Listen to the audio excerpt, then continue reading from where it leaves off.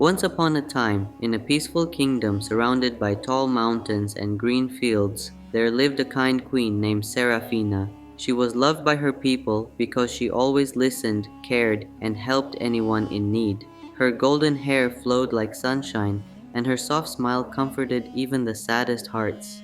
But more than her beauty, it was her heart that made her special. One day, dark clouds gathered over the mountains. A huge, fierce dragon was seen flying above the villages, breathing fire into the sky. People panicked and rushed to the palace gates, crying for help. "Your Majesty," said her worried advisors, "we must send our soldiers to fight the dragon before it reaches the castle." But Queen Seraphina gently shook her head. "No," she said, "violence should never be the first answer. I will go and speak to the dragon myself." The court gasped. "Alone?" asked her guards. "But it's dangerous." The queen stood tall. "If I ask others to be brave and kind, I must show it first. I will not harm the dragon unless I must." She packed some bread, a water flask, and a soft cloth, then set off on horseback toward the mountains, guided only by the smoke in the sky. After a long journey, she reached a rocky cave.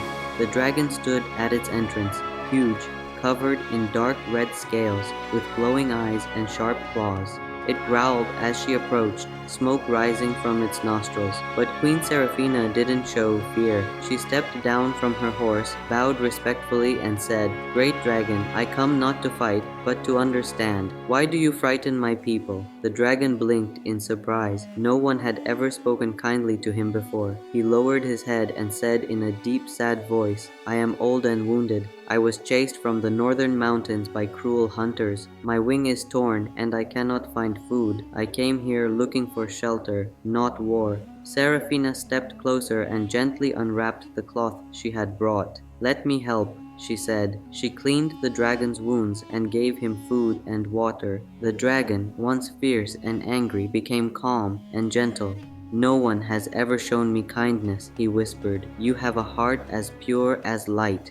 For days, the queen stayed with the dragon, nursing him back to health. When his wing healed, he flew high into the sky once again, strong and free. Before leaving, he looked at Seraphina with gratitude. "If ever you need me," he said, "call my name and I will come." The queen returned to her kingdom. The people cheered as they saw her safe. When they heard the dragon's true story, they realized that fear often hides behind pain, and kindness has the power to change even the fiercest hearts. From that day on, Queen Seraphina ruled not with power or fear, but with wisdom, courage, and kindness. And high above the mountains, a dragon watched over the kingdom, guarding the people who once feared him, and they all lived peacefully ever after.